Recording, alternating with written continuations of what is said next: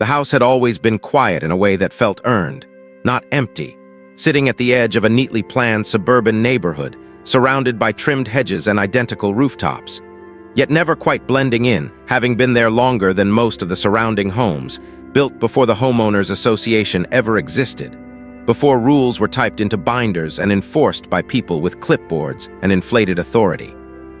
For my father, that house wasn't just a structure, it was the final chapter of a life spent working, raising a family and surviving losses that never fully faded.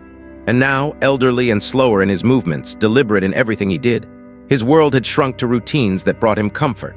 Morning walks down the sidewalk, tending to the small patch of garden behind the house, sitting on the porch as the afternoon light stretched across the street. He followed the rules instinctively. Not because he feared consequences, but because order made sense to him, keeping the lawn trimmed, the trash bins hidden, the driveway clear, waving to neighbors, avoiding conflict, believing that if you stayed out of the way, the world would leave you alone, a belief that would soon prove dangerously wrong. The Homeowners Association had always existed in the background, more an abstract concept than a presence, with monthly letters arriving occasionally, mostly reminders about landscaping guidelines or parking restrictions, which my father skimmed, nodded at, and filed away without much thought, having never been fined, warned, or cited, living in the same home long enough to assume he was invisible to the system, until the notices started coming more frequently, at first harmless enough.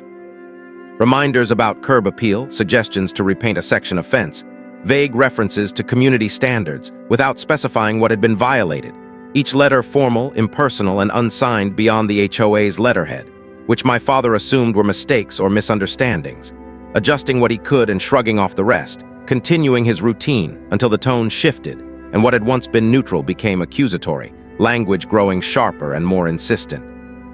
Words like noncompliance and penalties appearing where there had once been polite suggestions, deadlines imposed without explanation, fines mentioned before violations were clearly defined, leaving my father unused to confrontation and deeply uncomfortable with authority figures, increasingly anxious as he reread the letters repeatedly, trying to understand what he had done wrong, walking around the property slowly scanning for imperfections. A leaf out of place, a crack in the pavement. Plant that might be considered too tall or too wild, beginning to fix things that didn't need fixing, trimming the garden he loved aggressively until it was stripped of its natural shape, removing decorations with personal meaning and placing them in boxes, even moving the porch chair he favored inside after a letter mentioned unauthorized items visible from the street. Yet none of it stopped the notices, and instead the scrutiny intensified as someone from the HOA began driving by regularly. Sometimes stopping, sometimes taking photos, which my father noticed but never confronted, telling himself it was coincidence and that paranoia was creeping in where it didn't belong, though the feeling of being watched settled heavily over the house. Neighbors who had once waved now avoiding eye contact, letters referencing complaints and anonymous reports, claiming he was lowering property values and disrupting community harmony, none of which made sense since he lived quietly and caused no disturbances. Yet a narrative formed around him that he didn't recognize, followed by fines appearing on statements, small at first, manageable but consistent, which my father paid without protest, believing it was easier to comply than argue, not wanting trouble, attention, or stress, especially with his health no longer what it used to be, unaware that compliance only made him more visible, because to the HOA he wasn't a resident anymore, he was a target, identified by someone on the board. Someone who thrived on control, as easy to pressure, elderly, living alone, non-confrontational, unlikely to push back. The kind of person enforcement could be tested on without resistance, as selective enforcement thrives on silence, with rules unenforced elsewhere suddenly applied to him with precision. His lawn height measured while others were ignored. His trash bins cited while identical bins remained untouched down the street. His fence color questioned despite matching the original construction plans. An imbalance obvious to anyone looking closely, but my father wasn't looking closely. He was looking inward, wondering what he had done to deserve this. And when the first official warning arrived threatening escalated penalties and potential legal action, he didn't sleep that night, sitting at the kitchen table with the letter spread out before him, hands folded, heart racing, words like lien and compliance action echoing in his thoughts, magnified by fear. Yet he didn't call anyone, not yet, believing foolishly that things would resolve themselves if he just endured quietly, a belief that cracked when an HOA representative showed up in person unannounced. The presence alone enough to unsettle him as he stood on the porch listening, nodding, apologizing even though he wasn't sure what he was apologizing for. The visit ending without resolution, only more pressure and another deadline. After which my father stopped spending time outside, the porch sitting empty, the garden going untended. Curtains staying closed longer than usual as his world shrank further, compressed by stress and confusion, until he finally called me. And though I hadn't been home in a while due to work that required travel, long hours, and strict confidentiality, operating in a world governed by federal regulations, compliance frameworks, and enforcement mechanisms that didn't care about intimidation or local power games. When my father explained what had been happening, his voice trembled in a way I had never heard before, not angry but defeated, and as he described the letters, fines, and visits, something inside me shifted from concern to alarm, because what he was describing wasn't just overreach, it was harassment, not the kind that stayed within the harmless boundaries of HOA bureaucracy, but targeting. Selective enforcement aimed at an elderly resident legally protected under multiple federal statutes that HOAs often forget exist, leading me to ask him to send me every letter, every notice, every statement. And as I reviewed them, patterns emerged immediately. Inconsistent citations, missing documentation, enforcement timelines violating due process requirements, language crossing from regulatory into threatening, and actions triggering federal elder protection standards the HOA clearly hadn't considered, because they assumed no one was watching, assumed he was alone, and assumed wrong. And as I booked my trip home, I didn't contact the HOA, didn't warn them, and didn't escalate, not yet, because before systems correct themselves, they tend to expose their own flaws, and the HOA was about to reveal far more than it realized. When I arrived at my father's house, the first thing I noticed wasn't the condition of the property, but the way the atmosphere felt heavier than it should have. The neighborhood looked the same as it always had: trimmed lawns, uniform mailboxes, quiet streets that projected order and predictability. Yet something beneath the surface felt tense, as if the rules governing the place had quietly shifted. My father greeted me with visible relief, but also embarrassment, the kind that comes from feeling powerless in your own home. He handed me a thick folder he had been carefully organizing for weeks, every notice arranged chronologically, every envelope saved, every fine receipt stapled to its corresponding letter. As I sat at the dining table reviewing the documents, the compliance officer in me immediately stopped seeing isolated incidents and started seeing structure, rhythm, and intent. The violations cited against him were vague, inconsistently worded, and often referenced provisions that didn't align with the HOA's own bylaws. Some notices cited sections that had been amended years earlier, others referenced standards that were never formally adopted. Deadlines were arbitrarily shortened, sometimes contradicting prior warnings. Fines were applied without evidence of board votes. Even the formatting of the letters changed depending on who issued them, suggesting internal disorganization or intentional manipulation. My father explained how the enforcement had escalated gradually, starting with reminders, then warnings, then financial penalties, and finally implied threats of legal action, all without a single documented opportunity for appeal. He also pointed out something subtle but deeply concerning. None of his immediate neighbors had received similar notices, despite having visible conditions that technically violated the same rules he was being cited for. This wasn't strict enforcement, it was selective enforcement, one of the clearest red flags in any regulatory environment. As I walked the property myself, I confirmed what the documents suggested. The lawn height was within limits. The fence color matched the approved palette. The porch items were permissible under existing guidelines. There was no objective basis for the citations. That meant the HOA was either grossly incompetent or deliberately targeting him. Both scenarios carried consequences. What disturbed me more was the psychological impact. My father had begun modifying his behavior out of fear rather than obligation. He no longer used parts of his own property. He hesitated before answering the door. He checked the mailbox with anxiety instead of routine. In federal compliance terms, this crossed into intimidation, and when intimidation targets an elderly individual, it triggers an entirely different regulatory framework. Over the next few days, the HOA's behavior confirmed my concerns. Another notice arrived, this one referencing continued non-compliance despite no new violations being specified. The fine amount had increased. The language was sharper, implying that failure to resolve the matter could result in a lien against the property. My father's hands shook as he read it. He asked me if he was going to lose his home. That question alone solidified my next steps. I began reconstructing the HOA's actions as if preparing an enforcement case, documenting timelines, inconsistencies, and procedural violations. I requested copies of the HOA's governing documents, meeting minutes, and enforcement logs through formal channels available to residents. The response was delayed, incomplete, and evasive, which only strengthened the pattern. When partial records finally arrived, they revealed that my father's name appeared disproportionately often compared to others in the community. His property had been discussed repeatedly in board meetings, sometimes without any accompanying evidence. Notes referenced ongoing issues without defining them. There was no record of votes authorizing fines at the levels imposed. Even more troubling, there were internal emails attached to one record that suggested frustration with my father's lack of responsiveness, despite the fact that he had complied with every instruction given to him. In regulatory terms, this was classic mission creep, where authority expands unchecked because no one pushes back. The HOA seemed to believe its power was absolute within the neighborhood, unconstrained by external law. That belief often forms in small systems where oversight is minimal and consequences are rare. Meanwhile, the scrutiny intensified. Another drive-by inspection occurred, followed by photographs taken openly from the street.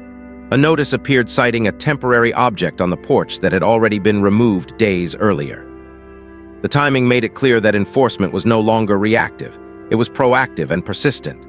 My father wasn't being corrected, he was being worn down. I also noticed that the HOA representative leading the enforcement had no background in property management or legal compliance. Her authority came solely from her position, not from expertise. That combination is dangerous. It creates an environment where personal bias can masquerade as regulation. I began documenting everything meticulously, including dates, times, and observable behavior, not because I needed to convince myself something was wrong, but because systems only respond to evidence, not emotion. As I reviewed federal elder protection guidelines, housing discrimination standards, and due process requirements applicable even to private associations, the overlap became impossible to ignore. The HOA's actions were now brushing against multiple regulatory boundaries simultaneously.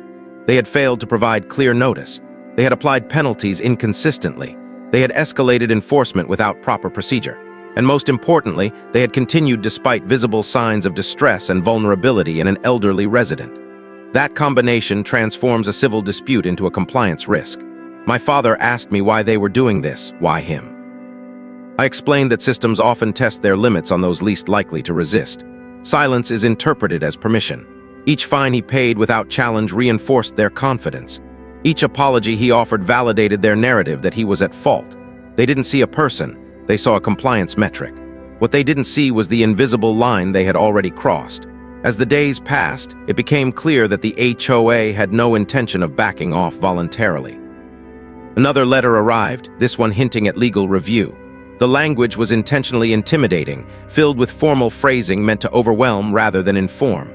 My father folded it carefully and placed it in the folder without comment. That quiet resignation was more telling than anger. It meant the harassment was working, and that, from a regulatory standpoint, is precisely when intervention becomes unavoidable. I prepared a preliminary assessment, not yet shared with the HOA, outlining the violations I had identified. I wasn't ready to engage them directly, not yet. Before any system correction occurs, the system must be allowed to fully reveal its flaws. The HOA was still escalating, still documenting its own misconduct, still confident that its authority would go unquestioned. As I stood on the porch one evening, watching the street settle into silence, I realized this wasn't just about my father's house anymore. It was about a structure that had grown accustomed to power without accountability. And structures like that only change when something forces them to look beyond their own borders. The next phase wouldn't begin with confrontation, but with observation, patience, and preparation, because once federal mechanisms engage, there is no quiet way out. The HOA didn't know it yet, but every letter they sent was building the very case that would soon come back to them. This was no longer a neighborhood dispute. It was a compliance event waiting to be triggered. By the time the third week began, the situation had shifted from aggressive oversight into something unmistakably predatory. The HOA no longer acted as a governing body reacting to alleged violations. It behaved like an entity searching for reasons to justify its own escalation. The notices arrived closer together now, sometimes only days apart, each one referencing the last as if repetition alone could manufacture legitimacy. The fines had increased again, and for the first time the language explicitly referenced enforcement actions that went beyond monetary penalties. The implication was clear. Compliance was no longer optional, and resistance would be punished. My father absorbed this pressure silently, but the physical effects were visible. His appetite diminished. His sleep became fragmented. The stress manifested in small, heartbreaking ways, like double-checking the locks at night or hesitating before stepping onto the porch, as though the act itself might provoke another citation. From a regulatory standpoint, this was no longer a passive situation. Prolonged stress induced by targeted enforcement against an elderly individual qualifies as harm, especially when it is preventable and sustained by an organization that knows or should know the impact of its actions. The HOA had reached that point, whether it acknowledged it or not. As I continued monitoring their behavior, I noticed a subtle but significant shift in how they documented their actions. Earlier notices had been vague, almost careless. Now they attempted to appear more structured, referencing sections of the bylaws more precisely, including photographs and timestamps. To an untrained eye, it might have looked like improvement. To someone familiar with compliance failures, it was a tell. Organizations often try to retroactively legitimize behavior once they sense scrutiny, even if they don't know where that scrutiny is coming from. It suggested internal awareness that their actions were approaching a line they didn't fully understand. That awareness, however, didn't translate into restraint. One morning, a notice was delivered that fundamentally changed the nature of the situation. It alleged that my father's property posed a safety concern to the community, a claim both serious and baseless. There was no explanation, no evidence, just a declaration accompanied by a shortened deadline for remediation. Safety language is powerful because it opens doors to emergency actions, inspections, and forced compliance. It is also heavily regulated, especially when used as a justification for intrusive measures. The HOA had now invoked a category that triggered mandatory standards they were not equipped to meet. My father read the notice slowly, his confusion giving way to fear. He asked what safety concern he could possibly represent. The answer, of course, was none. The claim was strategic, not factual. It allowed the HOA to frame its actions as protective rather than punitive, even as the underlying behavior remained unchanged. I immediately documented the notice and began mapping its implications. By asserting a safety risk without substantiation, the HOA exposed itself to liability for misrepresentation and abuse of authority. Worse, if any action were taken based on that claim, the consequences would multiply. That same afternoon, an HOA representative conducted another inspection, this time lingering longer than before, walking the perimeter slowly, taking notes. The behavior was performative, designed to signal seriousness and intimidate. My father remained inside, watching through the window, his presence in his own home reduced to that of an observer. This was the moment the line was crossed. Regulatory systems tolerate mistakes, even negligence, but they do not tolerate deliberate misuse of authority to pressure vulnerable individuals. The HOA was no longer just enforcing rules, it was creating a hostile environment. I began preparing a formal incident log, something typically reserved for cases that may escalate beyond civil remedies. Each action was recorded with precision, not to dramatize events, but to preserve accuracy. Dates, times, document references, behavioral observations, and the observable impact on my father's well-being were all noted. This wasn't about emotion, it was about evidence. The more I documented, the clearer the pattern became. The HOA's actions followed a predictable escalation curve. Identify a target, apply minor pressure, escalate when compliance doesn't produce the desired psychological effect, then reframe the narrative to justify further escalation. It's a pattern seen in poorly governed organizations across many sectors. The difference here was the context. This wasn't a corporate compliance issue or a regulatory dispute between entities of equal power. This was an elderly man being subjected to sustained pressure in his own home. That context changes everything. The following day, another letter arrived, this one referencing a potential hearing. The language suggested that my father would be required to appear before the board to explain himself, an intimidating prospect for someone already under stress. There was no mention of accommodations, representation, or procedural safeguards. The assumption was compliance through fear. I recognized this tactic immediately. It's designed to force capitulation by overwhelming the individual with process rather than substance. My father asked me if he had to attend. He worried about saying the wrong thing, about being misunderstood, about making the situation worse. That fear was not incidental. It was the intended outcome.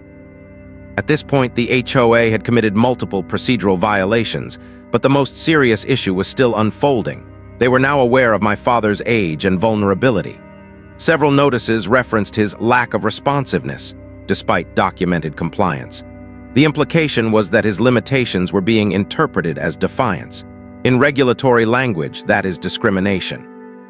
When an organization continues enforcement actions knowing they disproportionately impact an elderly individual, it assumes responsibility for the harm that follows. The HOA was no longer operating in ignorance. It was making choices.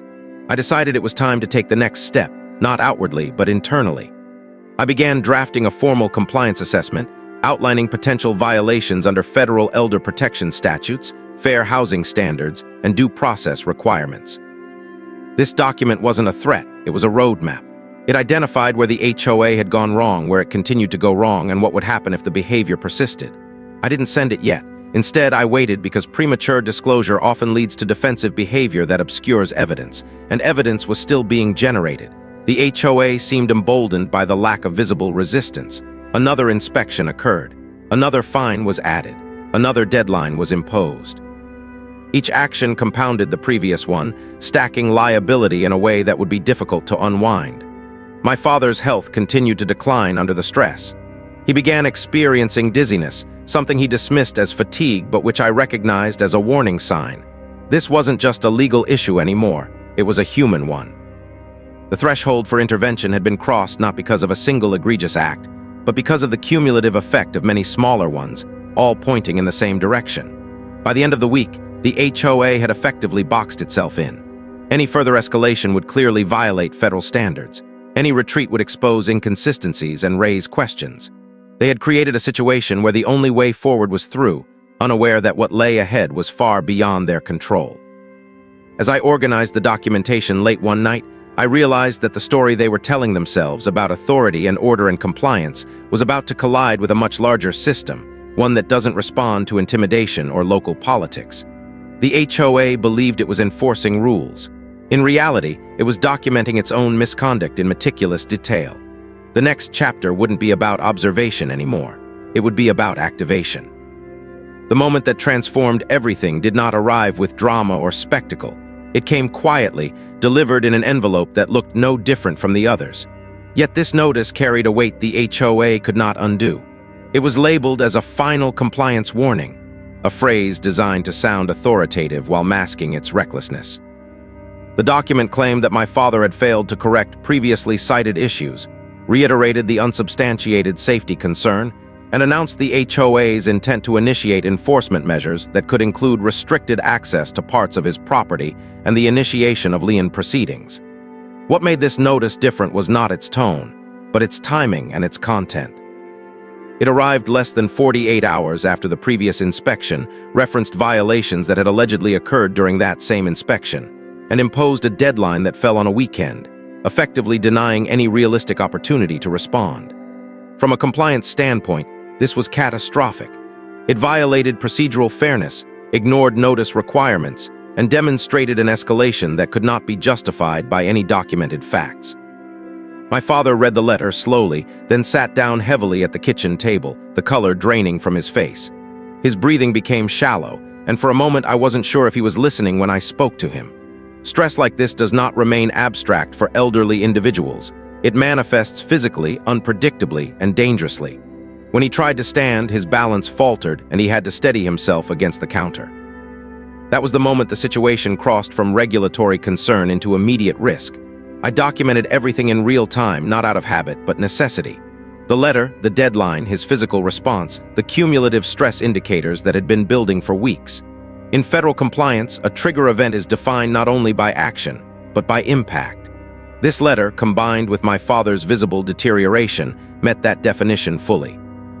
The HOA had now created a scenario in which its actions posed a direct risk to an elderly resident's health and housing stability. That same afternoon, as if to reinforce their confidence, another inspection occurred. This time, the representative did not remain at a distance. The perimeter walk was closer, slower, more deliberate. Notes were taken, photographs were captured. The presence lingered, an unspoken assertion of dominance. My father remained inside, visibly shaken, the stress of the encounter compounding the anxiety already triggered by the letter. This behavior, when paired with the documented pattern, removed any remaining ambiguity. The HOA was not correcting issues, it was exerting pressure.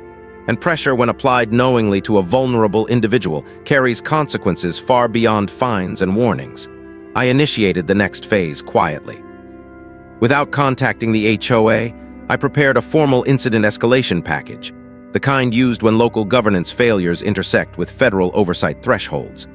This package included a comprehensive timeline, copies of every notice, photographic evidence of compliance, excerpts from the HOA's own bylaws demonstrating selective enforcement, and a medical impact statement documenting the observable effects on my father's health.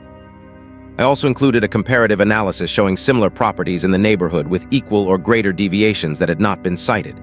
This wasn't an accusation, it was a factual reconstruction. Once compiled, the pattern was undeniable. The HOA's actions met multiple criteria for elder harassment, discriminatory enforcement, and denial of procedural due process. More importantly, the trigger event transformed the matter from an internal dispute into a compliance obligation. At that point, inaction would have constituted negligence on my part. The federal system does not require intent to intervene, it requires evidence, and the HOA had provided it in abundance. I submitted the initial report through appropriate channels, not as a complaint, but as a notification of potential non-compliance requiring review. This distinction matters. Complaints invite defense, notifications trigger assessment.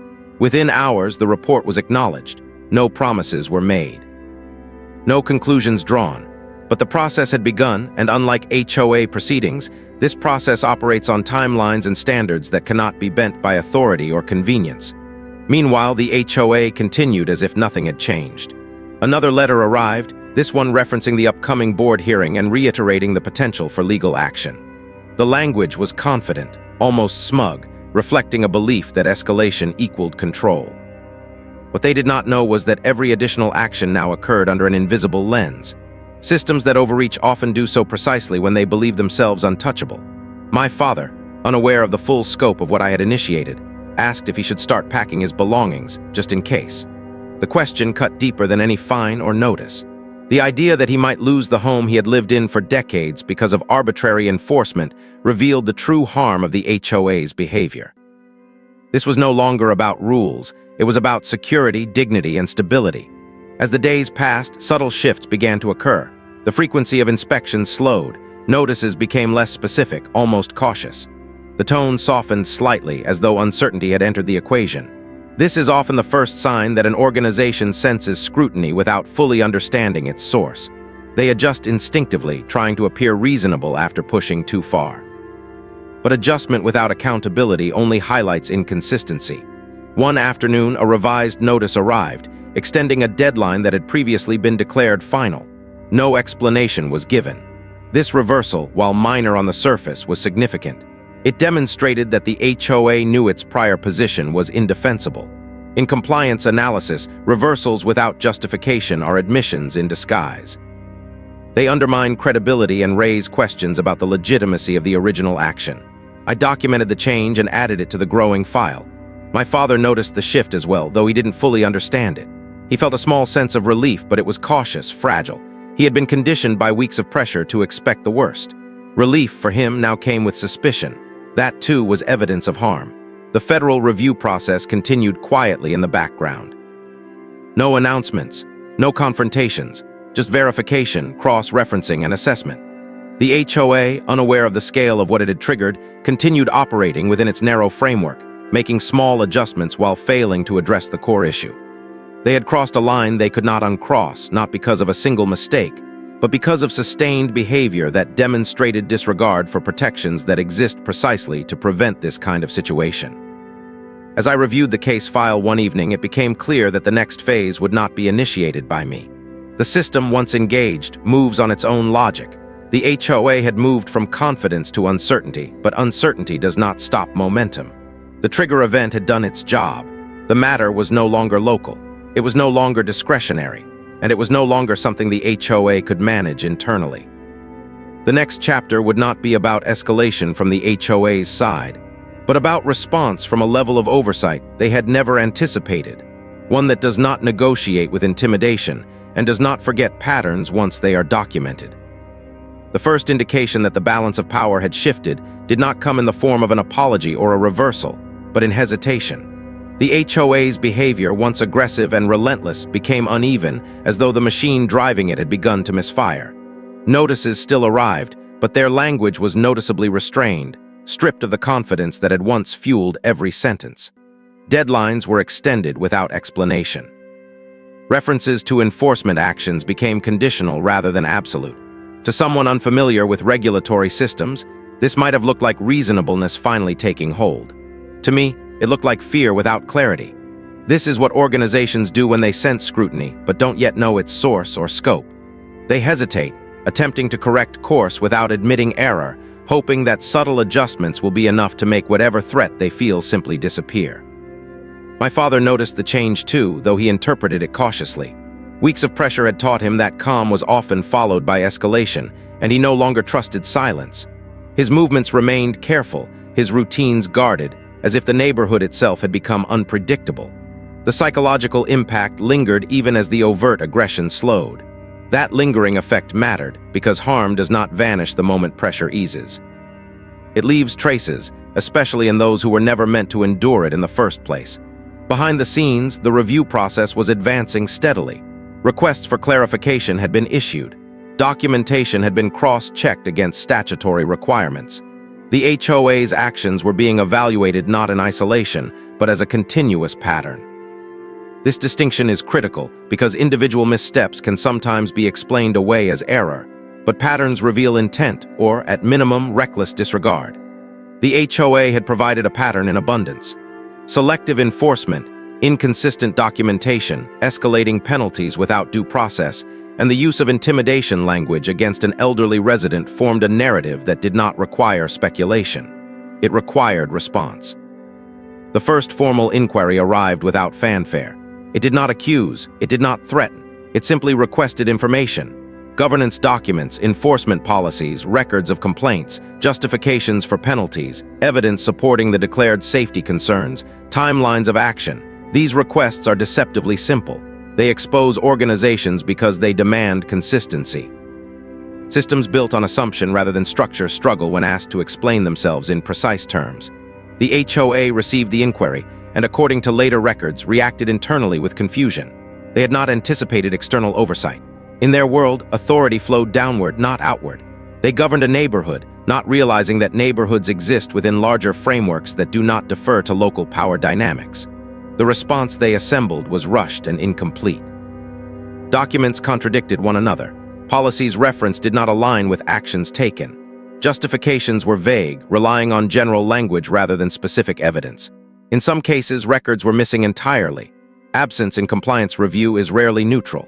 It suggests either negligence or deliberate omission. Neither is defensible. Meanwhile, the HOA's behavior toward my father shifted again, this time into a posture of performative politeness. Notices adopted a softer tone. References to enforcement were framed as collaborative efforts. One letter even thanked him for his continued cooperation, despite weeks of documented distress. This sudden change was not driven by empathy. It was driven by calculation. They were attempting to rewrite the narrative retroactively, to appear reasonable in anticipation of scrutiny. But narratives built after the fact rarely align with documented behavior. Every softened word now contrasted sharply with earlier threats, making the inconsistency more visible, not less. My father, unaware of the inquiry's full implications, felt a cautious sense of relief mixed with confusion. He asked why they were suddenly being nicer, why the pressure seemed to be easing without explanation. I told him only that sometimes systems correct themselves when they realize they've gone too far. That explanation was enough for him, though it did not erase the fear that had taken root. He still hesitated before opening mail. He still avoided the porch. Stress does not dissipate on command. It recedes slowly, unevenly, leaving behind vigilance where comfort once lived. As days passed, the HOA's internal strain became more apparent. A scheduled board meeting was postponed without reason. Another was announced and then quietly canceled. Communication grew inconsistent. These disruptions suggested internal disagreement. a breakdown in consensus as members confronted the reality that their actions were being examined by an authority they could not vote out or intimidate. In poorly governed organizations, accountability often triggers fragmentation. Some members push to double down, others to retreat, and the resulting indecision leaves traces visible to anyone paying attention. The inquiry escalated methodically. Follow-up requests were issued, narrowing the focus to specific decisions and individuals involved in enforcement actions against my father. This narrowing is never accidental. It signals that reviewers have identified points of concern and are now testing explanations for durability. Each question peeled back another layer of assumption, revealing gaps the HOA could not easily fill. Why was my father cited when others were not? Who authorized the fines? Where was the documentation of safety concerns? What accommodations were considered given his age? These were not hostile questions, they were foundational ones. The HOA's answers, however, were inconsistent, sometimes contradictory. At one point, enforcement was described as routine, at another as necessary due to urgency. Neither claim aligned with the record. The more they responded, the more their lack of structure became apparent. This is the paradox of oversight. It does not need to accuse loudly because truth emerges through comparison. As the process continued, the HOA's direct interactions with my father diminished significantly. Inspections ceased altogether. Notices slowed to a near stop. The silence was striking, especially after weeks of relentless activity. Silence in this context was not peace, it was retreat. The HOA had realized that any further action could worsen their position. They were no longer confident in their authority.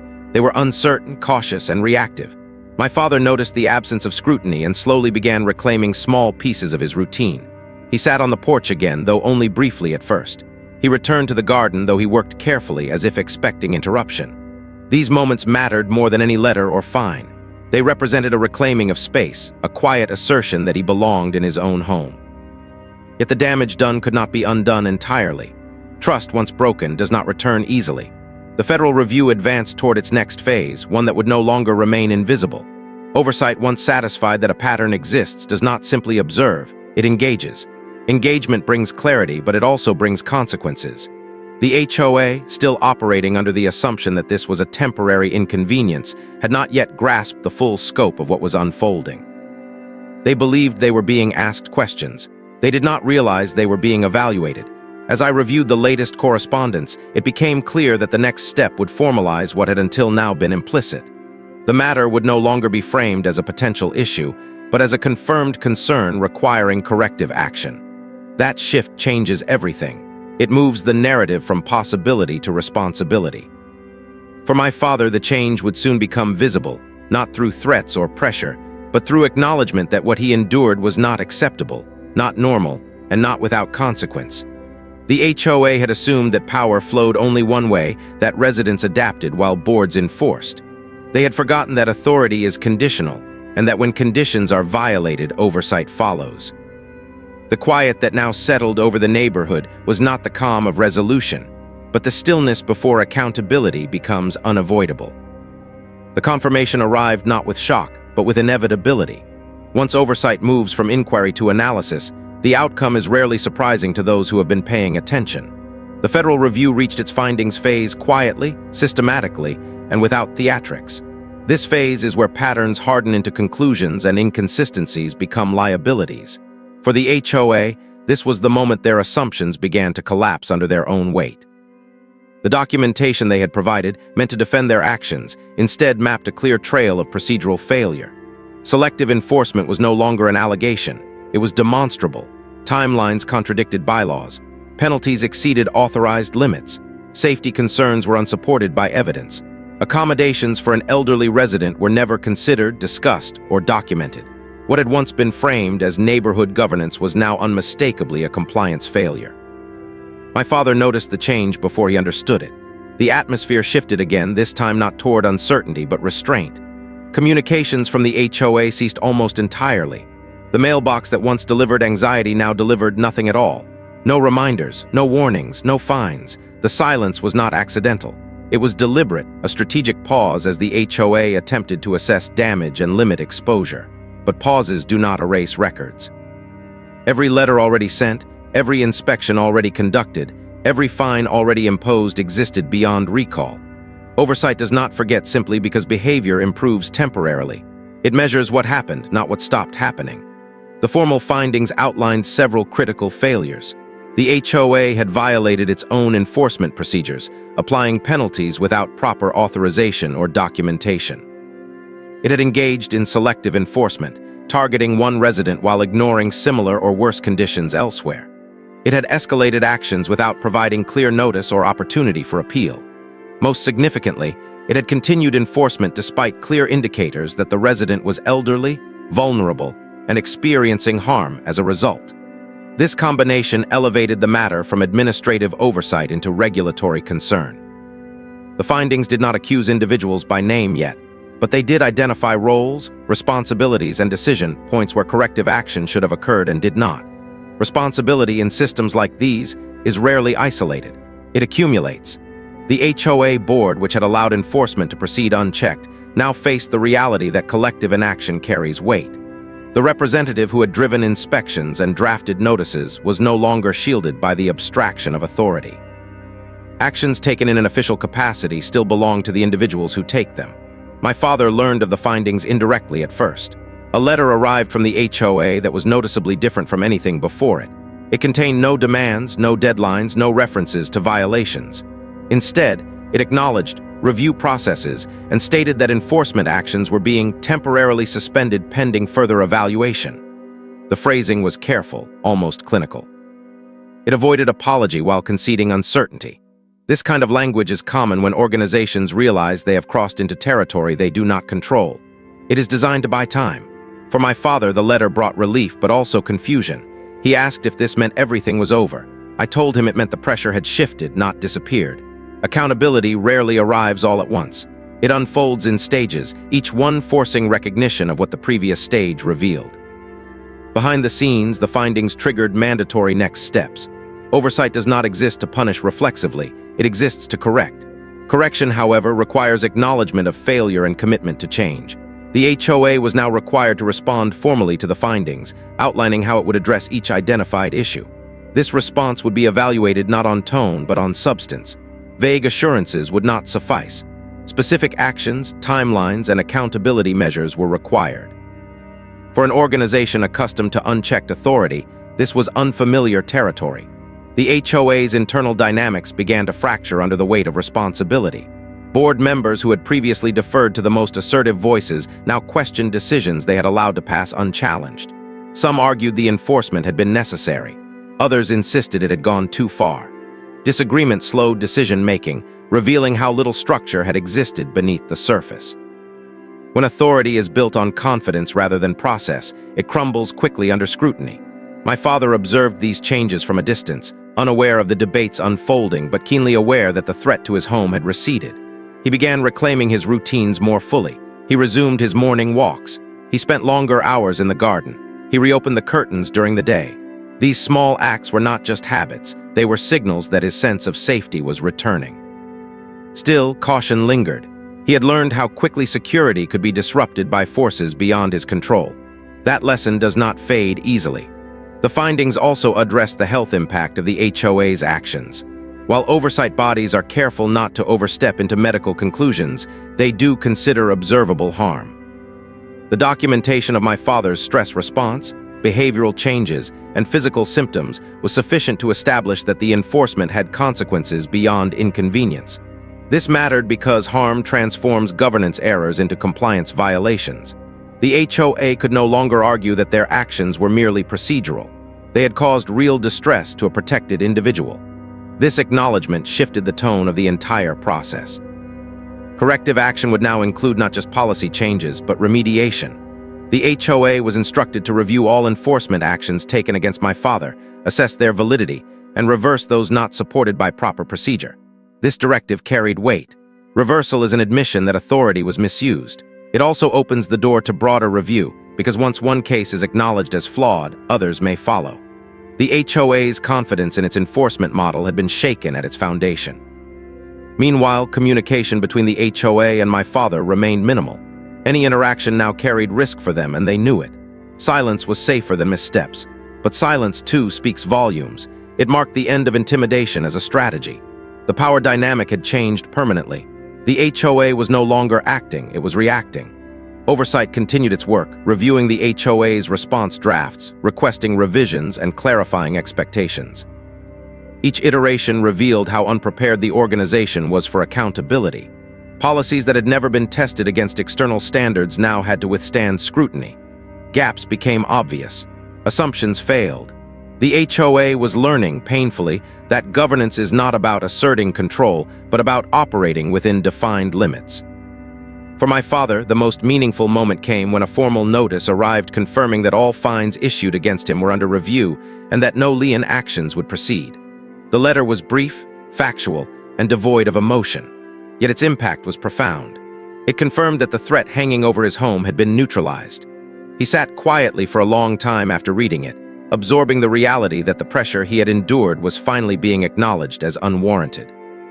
That acknowledgement mattered more than any apology could have. The findings marked the beginning of the end, but not the conclusion. Accountability is a process, not an event. The HOA still faced obligations it had not yet fully understood. Corrective actions would need to be implemented, monitored, and verified.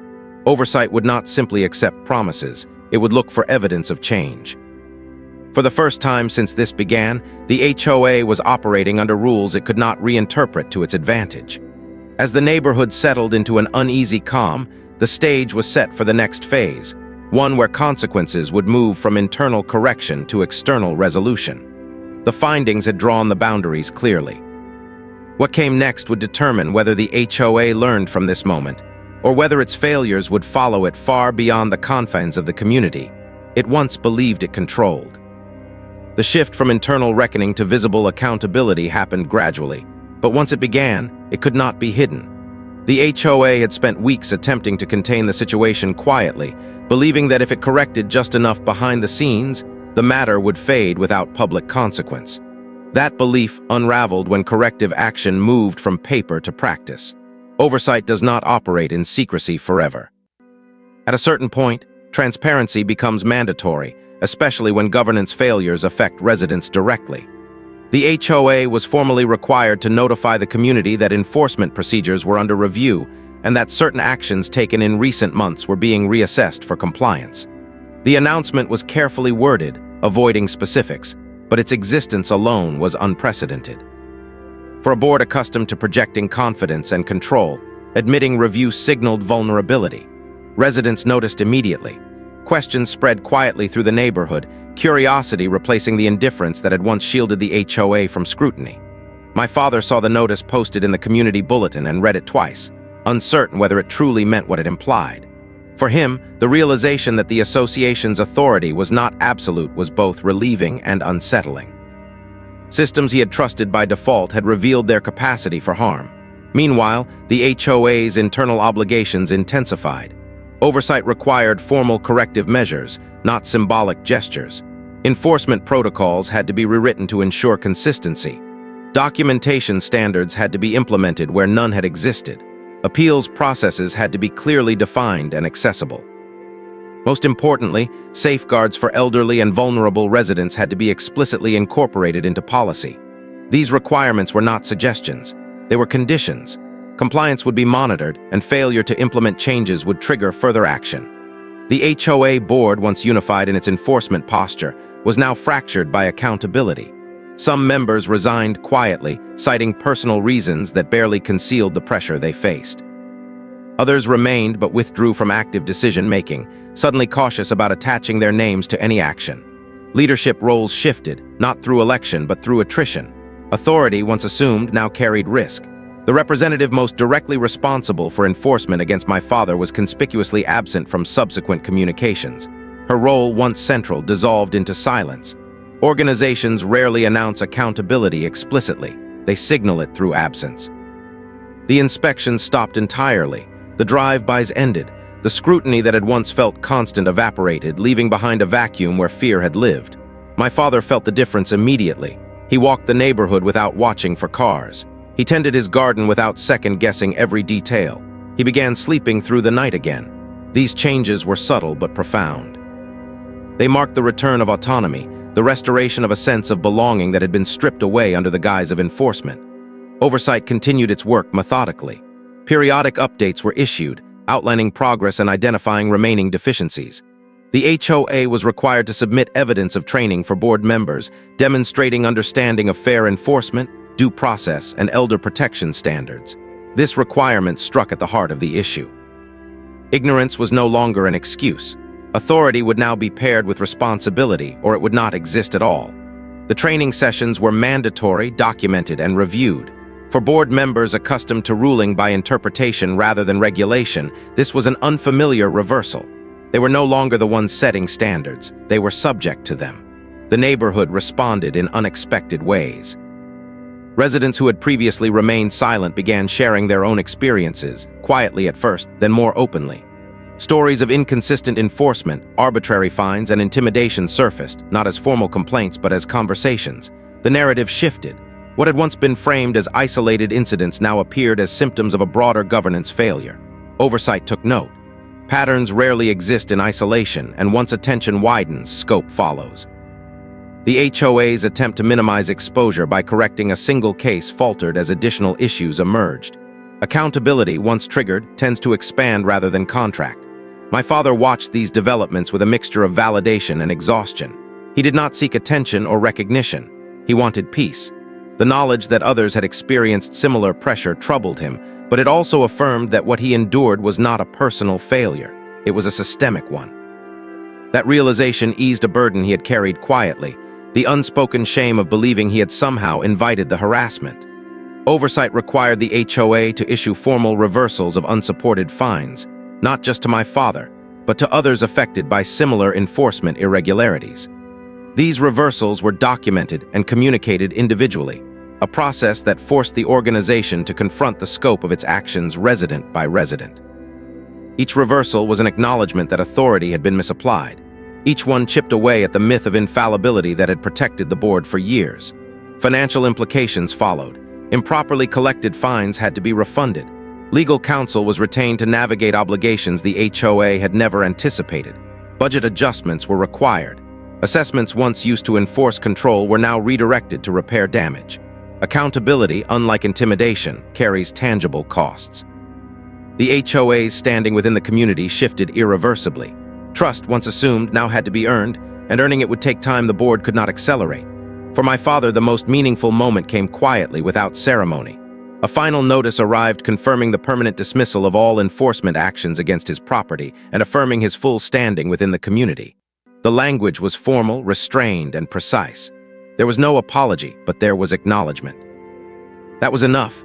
He placed the letter in the same folder that once held threats and fines, now transformed into a record of survival rather than fear. The experience had changed him. He was more cautious, more aware of how systems operate and how easily they can turn on those least equipped to fight back. But he was also steadier, grounded in the knowledge that accountability, while slow, does exist. Oversight prepared to conclude its active involvement, transitioning the HOA into a monitoring phase. This transition marked the final stage of the process, where compliance would be evaluated periodically rather than enforced continuously. The HOA had been given boundaries and expectations. Whether it would respect them long-term remained to be seen, but the era of unchecked authority was over. The neighborhood settled into a new normal, one defined not by fear of enforcement, but by awareness of limits. For the HOA, the lesson was indelible. Power exercised without restraint invites scrutiny. For my father, the lesson was quieter but deeper. His home was his again, not because he had fought loudly, but because someone had recognized that silence should never be mistaken for consent. As the chapter closed, one truth stood clear. Accountability, once visible, reshapes every space it touches, leaving no room for the kind of intimidation that thrives in shadows. Time did what enforcement never could. It settled. The neighborhood returned to its predictable rhythms. Lawns grew and were trimmed, mailboxes filled and emptied, and the quiet order the HOA had once claimed to protect reemerged without intimidation or fear. But beneath that calm, everything had changed. Systems do not return to their original state after accountability. They adapt, carrying the imprint of what they were forced to confront. The HOA remained in place, but it was no longer the same entity. Meetings were quieter, agendas more structured, decisions slower and documented. Authority, once exercised casually, now moved through layers of caution. Every action carried the awareness that oversight had reached into this community once and could do so again. That awareness alone reshaped behavior more effectively than any rule ever had. My father felt the change in ways that statistics and policies could never capture. He no longer flinched when a car slowed near his house. He opened his mail without hesitation. He sat on the porch in the evenings again, watching the light fade across the street, reclaiming a space that had been taken from him psychologically long before any physical threat materialized. The stress that had once narrowed his world began to loosen its grip, replaced by a quiet confidence rooted not in power, but in validation. He had not imagined the harm. It had been real, recognized, and corrected. That knowledge mattered. The HOA's corrective measures continued to unfold long after oversight stepped back. Training became routine rather than symbolic. Enforcement actions were reviewed collectively, with documentation and justification required before anything moved forward. Appeals were handled transparently, no longer buried beneath vague language or procedural confusion. Presence of safeguards for elderly residents shifted the tone of governance, reminding those in authority that rules exist to serve people, not dominate them. These changes were not celebrated. They were implemented quietly without fanfare, as though the HOA hoped the past would fade if not acknowledged. But the past lingered not as resentment, but as memory. Residents remembered the period of overreach, the way one man had been targeted, and how that targeting had exposed flaws in the system. Memory in communities is a powerful regulator. It influences behavior long after formal oversight ends. My father became unintentionally a reference point, not a symbol of defiance but of endurance. Neighbors who had once avoided eye contact now greeted him again, some with quiet respect, others with unspoken apology. They did not ask questions, but their presence conveyed recognition. He accepted it without bitterness. His nature had always been gentle, inclined toward peace rather than vindication. He did not seek to reclaim dignity through confrontation. He reclaimed it through normalcy. That, in the end, was his victory. The HOA's leadership continued to evolve. New members joined with a different mindset, aware of the boundaries they inherited. Old assumptions about control gave way to an understanding that authority carries obligation. Mistakes were still possible, but they were less likely to be repeated at scale. Oversight had not dismantled the HOA, it had redefined it. That distinction mattered. Accountability is not about destruction, it is about alignment. Aligning power with responsibility, rules with humanity, and governance with the people it affects. For my father, the experience left a lasting awareness. He became more attentive to notices, more willing to ask questions, more confident in asserting his rights. He no longer assumed that compliance required silence. He understood that systems function best when individuals within them are informed, not intimidated. That shift in mindset was perhaps the most enduring outcome of the ordeal. It transformed him from a passive participant into a conscious resident, engaged without being combative. The house itself seemed to breathe again. The garden returned to its natural shape. The porch chair was placed back where it belonged. These details, insignificant to outsiders, represented restoration. The home was once again a place of refuge, not anxiety. The neighborhood, too, adjusted. Conversations about governance became more common, less hushed. Residents paid attention to meeting minutes, asked questions, and expected answers. Transparency, once optional, became an unspoken standard. The HOA could not revert to obscurity because the community would not allow it. Oversight had done more than correct one injustice, it had activated awareness. As months passed, the incident receded into history, but its lessons remained embedded in the community's culture. My father reflected on the experience not with anger, but with clarity. He understood how easily authority can misjudge silence, how quickly rules can become tools of harm when empathy is removed. He also understood the importance of systems beyond the local level, structures designed to intervene when smaller systems fail. That understanding brought him peace rather than resentment. He had not sought conflict, but when conflict found him, it had revealed that he was not alone.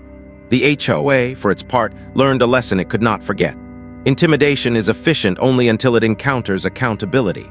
Selective enforcement feels safe until patterns are examined. Power appears absolute until it crosses into a domain where it is no longer recognized. The board did not speak of the incident publicly, but its shadow influenced every decision thereafter. That shadow was not punitive, it was corrective.